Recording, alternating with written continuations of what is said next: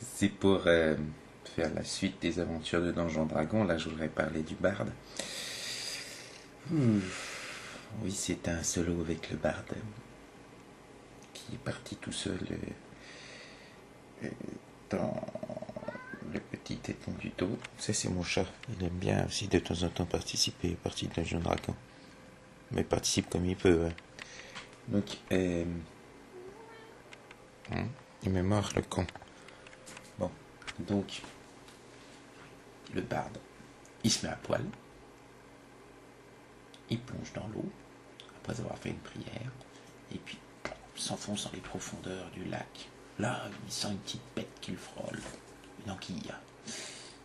Normalement, ça devrait l'exciter par les trucs longs qui ondulent, mais non, là, il n'est pas excité parce qu'il sait qu'il risque de retrouver Plouf. Il sent ensuite les tentacules qui poussent le long de son visage. Il plonge de plus en plus profond dans les profondeurs. Il voit briller quelque chose. L'arcanium. Il sent aspirer un tourbillon. Ça dure longtemps. Il défaille, sombre dans les pommes. C'est pas très costaud un barde, ça loupe facilement le jet de constitution. Et se réveille au bord d'une grève. Et je sais, pour l'instant, c'est pas drôle, mais normalement, c'est pas drôle, Donjon Dragon. Là, il regarde, le ciel est rose, nappé d'indigo au fond. Et il y a un homme qui se tient sur la grève, avec son costume de Plouf. Mais un homme, pas un poulpe, un homme, beau slip orange. Et il lui dit, tu sais que je peux avoir plusieurs visages. En quoi ça vous gêne, bon sang, d'avoir une tête de poulpe quand vous êtes mouillé? Bah, il fait, tu sais, c'est pas facile, Plouf.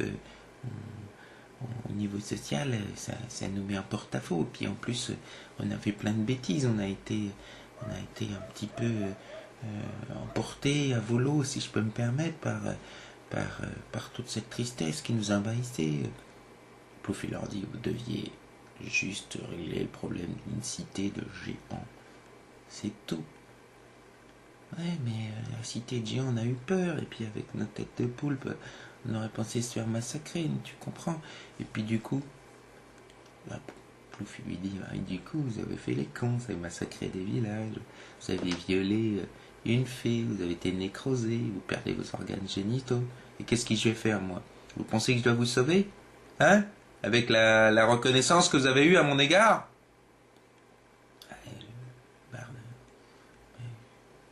il fait ce qu'il peut pour se mettre à genoux, en espérant que Plouf n'ait pas une proposition sexuelle, parce qu'un poulpe, ça doit pas être terrible.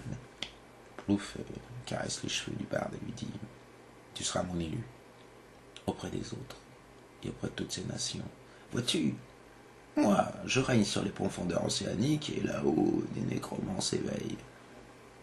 Je pourrais en avoir rien à foutre. Mais c'est pas comme ça, parce que les nécromants, quand même, ça m'agace. Donc, vous irez oxyre toute la cité des géants, et vous irez oxyre les chefs de ces nécromants. Telle est votre mission. Et ben, il dit, mais on n'est peut-être pas assez haut niveau là, parce que même des nécromants, il va falloir qu'on soit plus costaud. Plouf, il leur répond, ben oui. Oui, ben oui. Oui. Bien sûr qu'il faudra que vous soyez plus costaud.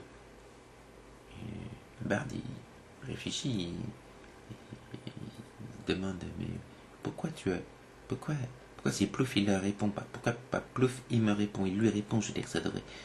Mais Plouf lui dit, regarde derrière toi. Bardi se retourne, il voit ses copains. Mais juste l'image de ses copains, l'âme de ses copains, ils sont en train de.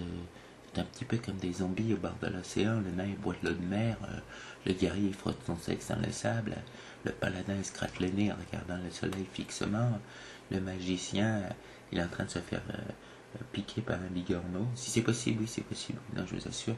Et la voleuse, elle joue avec une algue d'une façon que la morale réprouve. Et le barbe dit, mais ils sont pas bien mes amis. Ploufilor lui répond, je peux vous soigner, tous. Mais il faut accepter ma bénédiction. Cela dit, je peux comprendre à quel point c'est difficile. Donc, maintenant, vous aurez une tête de poulpe quand vous boirez de l'alcool. Et le barde fait d'accord. Ça va pas forcément plaire au nain. Plouf, il lui fait. C'est ça. Ou c'est mon terrible courroux et mon châtiment. Va, retrouve les tiens et reçois ma bénédiction. Barde lui demande, c'est quoi? Tu pourras dorénavant parler aux mollusques et leur demander s'ils contiennent des gemmes. Cela pourra t'aider dans ta quête. Des gemmes dans des mollusques? Oui, il y a des huîtres perlières. Ah, ça m'a fait bien plaisir, dit le barde. Allez, va maintenant. Va, et change d'instrument, s'il te plaît. Je joue quoi? Trouve un instrument qui peut faire la musique de l'eau. Musique de l'eau? Oui. Va, c'est ta quête. Trouve un instrument qui peut faire la musique de l'eau.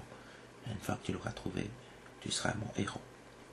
Et avec un OS? Non, un UT. Ah. Bardi replonge dans l'eau. Il récupère au passage un petit peu d'arcanium, pas quand. Surtout ceux qui sont en forme bien longue et bien oblongue. Il se refait aspirer par le tunnel et retombe dans les pommes, en espérant que ses camarades sauront le sortir de l'eau avant qu'il ne se noie, parce qu'il sortilège de respiration aquatique et risque de prendre faim. Évidemment, le problème, c'est que ses camarades sont en train de se battre contre des elfes noirs. C'est difficile d'être un barde. Cela dit, peut-être que Plouf lui a accordé la bénédiction de respirer sous l'eau. Ben ouais. Alors peut-être des branchies, le barde. C'est joli. Surtout quand on compte que bientôt ils vont aller dans une nation où les mutants sont tués à vue, quoi. À vie. Enfin. Mais c'était pas très drôle, mais c'est toujours ça quand on fait un solo. On essaie de mettre un petit peu de sentiment, d'émotion. On essaie de faire pulser quelque chose. Mousser tout ce qui est fleur de l'âme. Même si mes joueurs seraient plutôt tendance fleur d'anis. Enfin. La semaine prochaine, la bataille de mes aventuriers contre les elfes noirs. Ouf.